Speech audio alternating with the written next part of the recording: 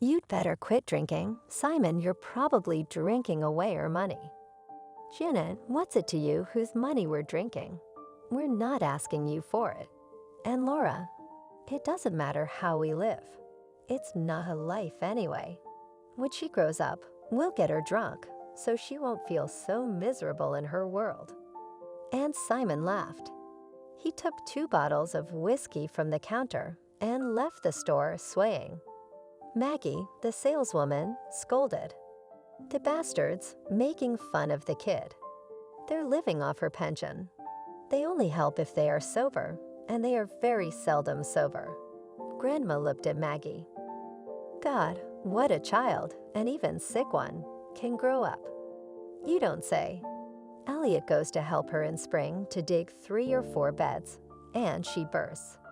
It is difficult to irrigate, but to weed and jump and all is well. Sits there poking around for 2 years. They have cucumbers and even potatoes with a couple of beds. It's crazy.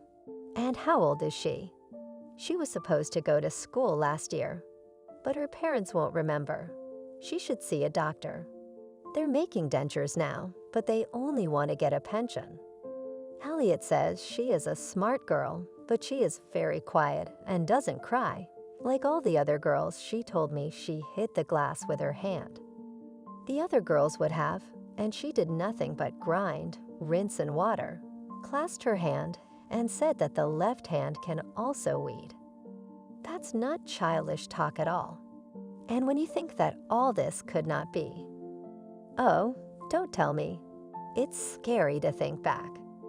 When Laura was very young, and she and her father were visiting relatives in another village. What happened to the car there? Laura was a little over a year old at the time. The father died right away, and the girl only had a leg injury, but she was left without it. So it turned out that her mother first grieved strongly at the funeral of her husband, shouting so that she lost consciousness, and therefore in the hospital with her daughter neither ate nor drank. When she found out that she had not been able to save her leg, she lost her mind. At first, she must have been drinking at home in the evenings, that she got in touch with this Simon, and now they were drinking together. They didn't give a damn about the kid, but they drank away every penny of her pension. In the city, they would probably have been called to account long ago. But in the village, they helped out in any way they could. Scolded, pitied, but no one reported it. Maggie sighed. No, well, not a creep. At least you could have bought some candy for the kid. Maggie, you wouldn't have sold them vodka. The South girl waved her hand. Janet, you're a smart woman, but you're talking nonsense. How could I not? You want to leave my family hungry. Who needs my principals at work? They'll quickly find a replacement. And how in the village with work you know? And then I won't sell to him. He'll go out and ask the first man he meets. So what? Should I not sell all the villages now? Also true. And Pamela is so infected. What about Pamela?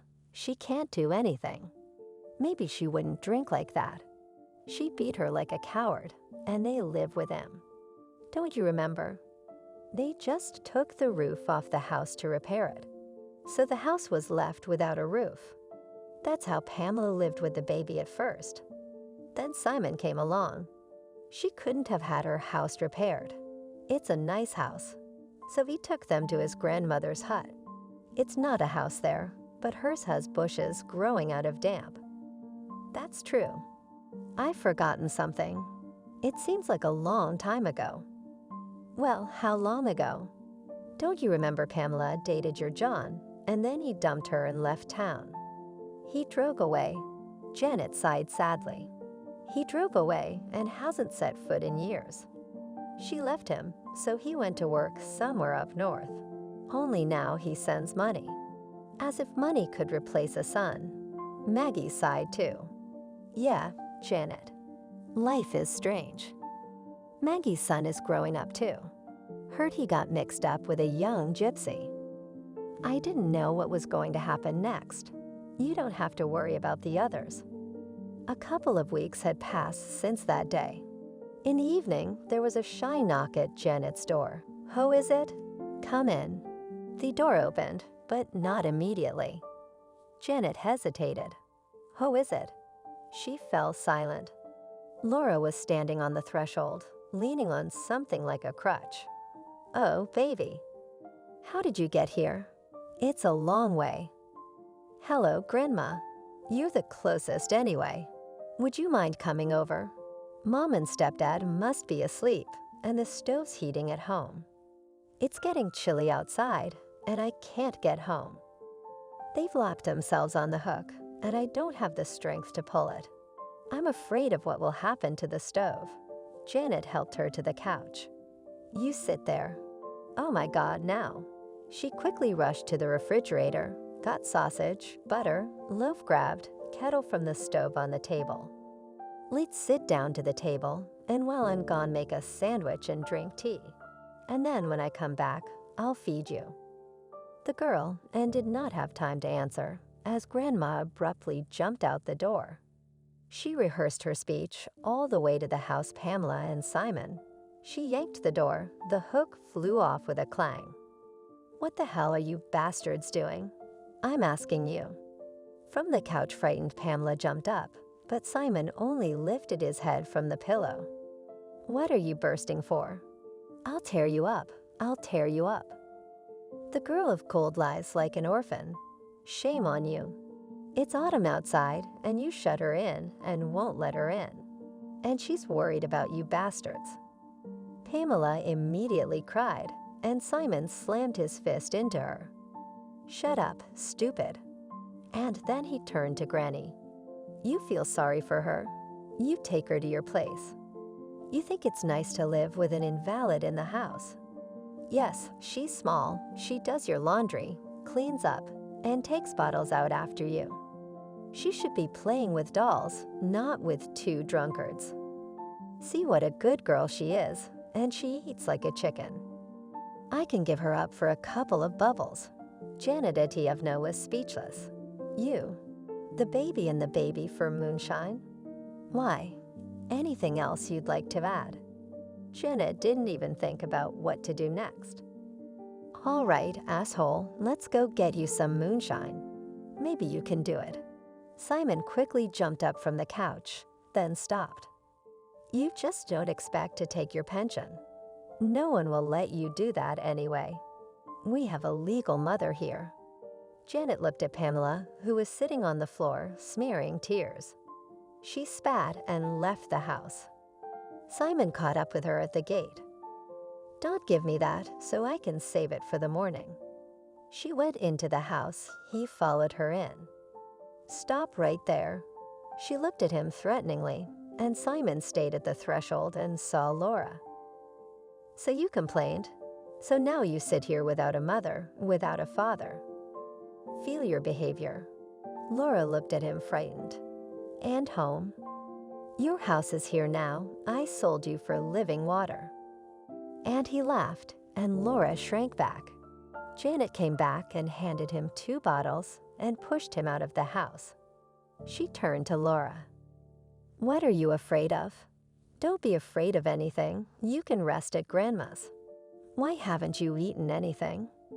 "I don't feel like it." "Of course she doesn't feel like it. You go ahead and sit on the chair, and I'll close the table." Laura cautiously but quickly slid into the chair. Janet took the chicken out of the stove, poured rasolnik, and put a cast iron skillet with cheesecakes. "Take a bite. Don't be shy. Stay with me. You'll get a break from these alcoholics." At first, Laura ate slowly, as if she were afraid of something. Janet encouraged her, while she thought she didn't know what to do now. She did not spare a piece of bread for the child. Let her live. But it's all wrong. It shouldn't be like this. The girl needs to learn. We need to find someone who helps children, so they can make her a prosthesis. Laura began to peck her nose. Janet laughed. "That's what it does to a man.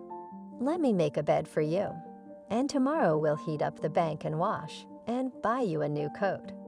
This one's got holes in it." The next day, Janet was awakened by a sound. At first I was frightened, but then I remembered that I was not alone now and smiled. I smiled and picked her up out of bed, Laura sweeping the floor. The broom moved carefully, apparently not to wake her. She moved herself along with the stool. We'll move a little, and both will have to knee her. What is it, child? What for? I would have swept it myself. They ate breakfast, and Janet started to go to the store. She came back almost an hour later. Barely got her back and all sorts of t-shirts, dresses, pantyhose. And at the end, Maggie was touched and handed the doll. Take it to the child from me. She probably does not have. Thank you, Maggie, good you. She waved her hand. Good one. You're the one who took the whole thing in one fell swoop. You should be commemorated. Oh, I don't know what to do next. Don't do anything yet. I'm going into town to see my sister. I'll talk to her about the best thing to do so the baby won't get hurt. She works in my social services. Janet saw the smoke coming out of the bathhouse chimney. The bathhouse was flooded too. The gate was open and someone was talking in the yard. She went in and was dumbfounded. Joan, my son. She hugged her son, barely reaching, and he was smiling. Mom, why are you getting so small? They sat down at the table. Laura flatly refused to eat. She just wouldn't let go of the doll. Mom, Laura told me a little about herself. Who in our village drinks like that? Oh, who Pamela drinks. You're Pamela. Joan almost fell over. It can't be. Maybe it can't. It's a complicated story. She got married a month after you left and had a baby. Something happened before her time. Laura suffered, but she survived. And then her daddy crashed, and she lost a leg with him. And Pamela was pouring wine over her grief. And then this Simon to her. John listened in silence. Yeah, I wouldn't wish it on the enemy. And he left thinking Pamela wasn't married yet. Fool. She was a good girl. John sat outside for a smoke while Laura's mothers were in the baths. And the girls couldn't wait to get washed up because she had a lot of nice things all of a sudden. They had been gone a long time. And then my mother came out and sat down on a stump by the bathhouse. Joan and I jumped up. Mom, are you sick? It's so bad, son, I can't tell you.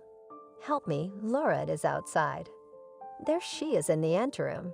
Joan took Laura out, put her on the porch, went back to her mother. Come on, let me help her. I'll go myself. I'll just take a club and hit you in the spine a couple of times. What are you doing, you bastard? Joan looked at his mother, dumbfounded. Mom, I've been gone almost 7 years. What have I done already? Did what? I'll show you. She ran briskly to Laura, pulled the robe off her shoulder. It had a big birthmark on it, like the sun. It was exactly like the one John had on his other arm. No, it couldn't be. I didn't know anything. He put his arms around his head.